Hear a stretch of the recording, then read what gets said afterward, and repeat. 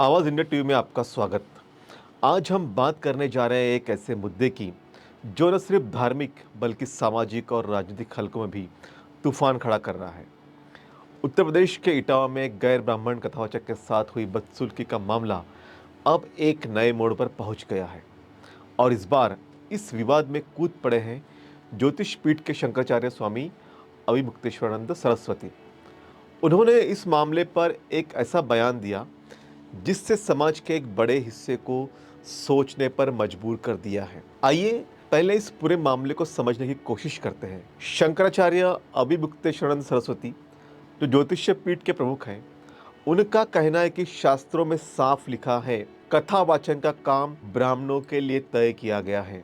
उनके मुताबिक यह परंपरा है, नियम है और इसे तोड़ना शास्त्रों का अपमान है।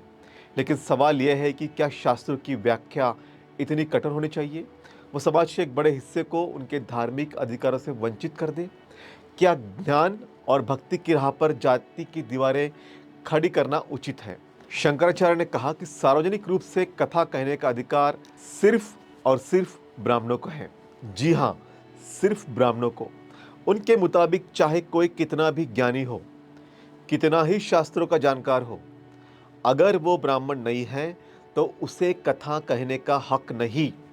अब सवाल उठता है, यह बयान कितना सही है और कितना गलत? और सबसे बड़ा सवाल, क्या यह बयान हमारे समाज को एकजुट करने की बजाय बांटने का काम नहीं करेगा? सोचिए, एक तरफ हम 21वीं सदी में हैं, संविधान सबको बराबरी का हक देता है, समानता की बात करता है और जातिगत भेदभाव को गैर कानूनी मानता है। ऐसे में शंकराचार्य का ये बयान क्या सामाजिक समानता को नुकसान नहीं पहुंचाता? दूसरी तरफ धार्मिक परंपराओं के नाम पर कुछ लोग ये तय करना चाहते हैं कि कौन कथा कह सकता है, कौन नहीं। क्या यह वही पुराना जातिवाद नहीं जो हजारों सालों से हमारे समाज को खोखला करता आ रहा है? और अगर शास्त्रों की बात करें तो क्या ये शास्त्र सिर्फ एक जाति के लिए है? क्या भगवान कृष्ण जिनकी कथाएं ये कथावाचक सुना रहे हैं वो सिर्फ एक जाति के लिए है?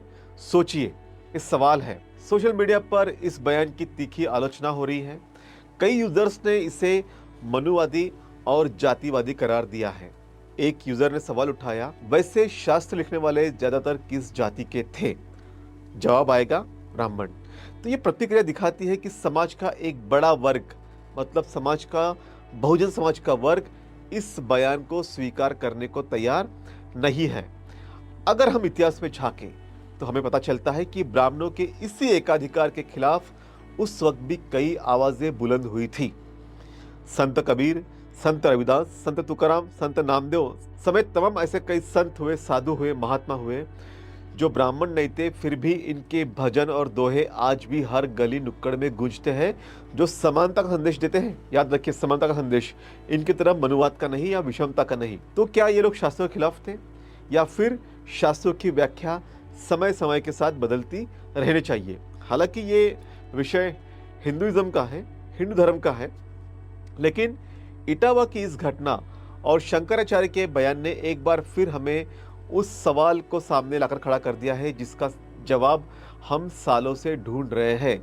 जाति, धर्म और परंपरा के बीच संतुलन कैसे बनाया जाए?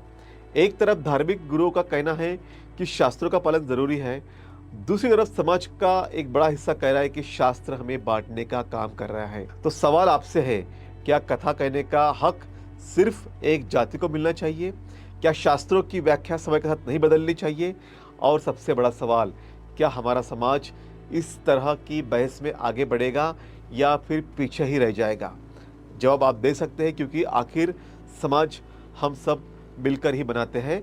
और ये भी सोचना है कि ये जो हिंदू समाज है, क्या इसमें सुधारना की कोई गुंजाइश है या नहीं है? ओबीसी वर्ग विशेषतर इस संदर्भ में सोच सकता है। अंत में हम बात करेंगे उस ढोंग की, उस पाखंड की जो हमारे बीच कुछ नेताओं ने फैलाया है। अब बात करते हैं अखिलेश यादव जी की। जी हाँ, वही अखिलेश जी जो दिन रात ब्राह्मणों की चरण वंदना में लीन रहते हैं, शंकराचार्य के पैरों में लेटते हैं और कहते हैं, देखो हम तो ब्राह्मणों के सच्चे हितैषी हैं। अब अखिलेश जी के नेता प्रतिपक्ष बाला प्रसाद पांडे हैं, उन्होंने उनको नेता प्रतिपक्ष बनाया है ताकि दुनिया को दिखा सके कि हम तो ब्राह्मणों के साथ है। लेकिन सच्चाई क्या है? सच्चाई ये है कि जब गंगा जल उनके घर पर छिड़का गया, तब भी उनको होश नहीं आया और आज भी ब्राह्मणवाद के खिलाफ बोलने के बजाय वर्चस्ववादी या प्रभुत्ववादी शब्दों का प्रयोग अखिलेश जी करते हैं, क्योंकि इनकी आइडिया क्लियर नहीं है। इसलिए उन पर भी दबाव बनाया जाना चाहिए। पीडीए सिर्फ नाम देने से क्या होगा? आपको मनुवाद के खिलाफ आवाज बुलंद करनी ही होगी। हालांकि प्रेस कॉन्फ्रेंस जब उन्होंने कल की, तो उन्होंने कुछ लिखे हुए कागज लाए थे, उसके अकॉर्डिंग उन्होंने डेफिनेटली कुछ सवाल जरूर किए, लेकिन ये सवाल जो थे वो सीमित दायरे में थे। ब्राह्मणवाद के खिलाफ में खुलकर नहीं बोले। हमारा यही कहना है कि ब्राह्मणवाद के खिलाफ में खुलकर बोलिए। देखिए बहुजन समाज के साथियों, मनुवाद की ये पालकी जो तुम सदियों से ढो रहे हो, अब इसे तोड़ने का वक्त आ गया है। तुम्हारा भला कहाँ है? तुम्हारा भला बहुजन होने में है, तुम्हारी एकता में है, तुम्हारी जागरूकता में है, तुम्हारी ताकत में है। जब तक मनुवाद की पालथी ढोते रहोगे, तब तक तुम्हारा हक छिना जाएगा। तुम्हारा बच्चा स्कूल नहीं जाएगा, सरकारी स्कूलें बंद की जाएगी, तुम्हारे बहन को इज्जत नहीं मिलेगी, तुम्हारा बेटा नौकरी के लिए भटकता रहेगा। क्यों? क्योंकि मनुवाद तुम्हें सिर्फ गुलाम बनाए रखना चाहते हैं। इसलिए साथियों, अब वक्त है जागने का, अब वक्त है उस आग को जलाने का जो बाबा साहब डॉक्टर आम्बेडकर ने हमारे दिलों में लगाई थी। बाबा साहब ने कहा था, शिक्षित बनो, संगठित रहो और संघर्ष करो। और इसलिए ये आपकी जिम्मेदारी बनती है कि आप सवाल कीजिए सिस्टम से, सवाल कीजिए धर्म से, सवाल कीजिए शास्त्रों से, और अपने आप को भी एनहांस कीजिए कि कब तक आप इस मनुवाद के साथ में रहेंगे, कब तक ये पालकी ढोते रहेंगे, कब तक आप अपने हक अधिकारों की बात इनसे करते रहेंगे। आपके सामने आपका जो अतीत है वो क्या था? आप एक वैभवशाली विरासत जो थी बौद्ध धर्म की, उसके आप प्रतीक थे। आपने ही तो ये इमारत बनाई थी। भारत में जब सम्राट अशोक के समय समूचा भारत बुद्धिस्ट था, तब क्या था? सारे भारत के लोग बुद्धिस्ट थे। इसमें एससी, एसटी, ओबीसी, माइनॉरिटी सभी थे। लेकिन वक्त के साथ सब बदल गया, जाति जाति में आपको बांटा गया और आज आपको हक अधिकार की बात फिर से कहनी पड़ रही है। इसलिए अपने घर वापस लौटिए, बुद्धिज्म की तरफ वापस लौटिए। अब बात करते हैं ग्वालियर हाईकोर्ट की खंडपीठ। यहाँ बाबा साहब की प्रतिमा लगाने की बात थी, लेकिन मनुवादियों के विरोध के कारण इस प्रस्ताव पर विवाद हो गया। लेकिन इस विवाद ने मध्य प्रदेश की सियासत को गरमा दिया। भीम आर्मी के जोरदार प्रदर्शन के बाद अब कांग्रेस ने मौके को भुनाया और बस्तियों में चौपाल लगाकर संविधान की बात शुरू कर दी। वो कहते हैं बाबा साहब का अपमान यानी संविधान का अपमान। उनकी चौपालों में लोग जमा हो रहे हैं, संविधान की किताब खुल रही है और बात हो रही है उन अधिकारों की जो बाबा साहब ने इस देश की जनता को दिए, मतलब हमें दिए। लेकिन बीजेपी को यह बात पसंद नहीं आई। उन्होंने कांग्रेस के इस कदम को सियासी नौटंकी बताया।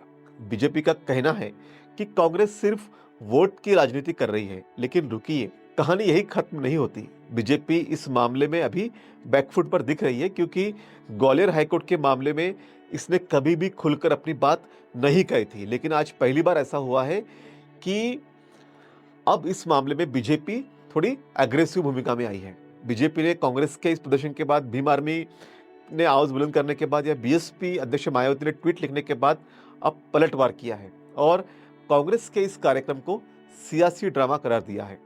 बीजेपी का कहना है कि कांग्रेस सिर्फ वोट बैंक की राजनीति कर रही है।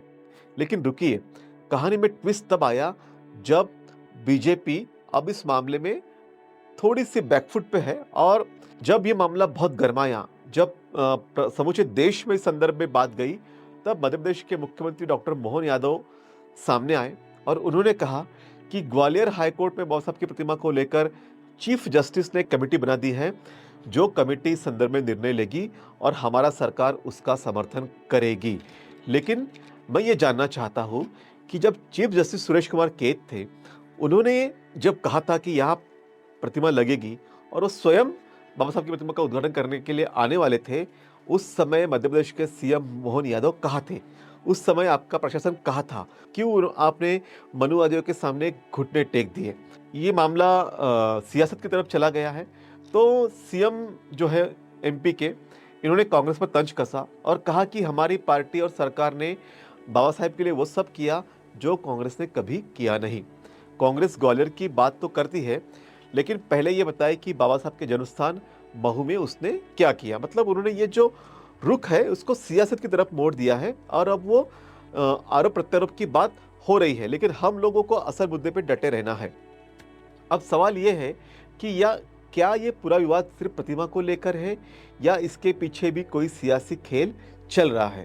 कांग्रेस का चौपाल लगाना, संविधान की बात करना, क्या ये सिर्फ बीजेपी को घेरने की रणनीति है? और बीजेपी का ये कहना कि वो बाबा साहब के लिए अधिक समर्पित है, क्या ये सिर्फ डैमेज कंट्रोल की कोशिश है? क्योंकि इस मामले में बीजेपी काफ़ी बदनाम हुई है, उन्होंने खुलकर स्टैंड नहीं लिया था और आज वो कह रहे हैं कि जो हाईकोर्ट की कमेटी डिसीजन लेगी उसका हम सम्मान करेंगे। दोस्तों, अगर आप गौर करें तो ये पूरा विवाद सिर्फ एक प्रतिमा का नहीं है, ये उस विचारधारा की लड़ाई है जिसके लिए बाबा साहब ने अपनी पूरी जिंदगी दांव पर लगा दी थी। संविधान में समानता और सामाजिक न्याय का वो मूल्य है जो बाबा साहब ने हमें दिए हैं, लेकिन आज इन मूल्यों को सियासत के चश्मे से देखा जा रहा है। आप क्या सोचते हैं? क्या ये सियासत बाबा साहेब के विचारों को मजबूत करेगी या सिर्फ शोर बनकर रहेगी? सोचिए और कमेंट में अपनी बात ज़रूर रखिए। और आप सबके सहयोग के कारण ही आज बीजेपी बैकफुट पे आई है और हो सकता है कि हाईकोर्ट की कमेटी इस संदर्भ में सकारात्मक निर्णय ले। आप सब इसके लिए धन्यवाद के पात्र हैं। धन्यवाद। जय भीम, जय भारत।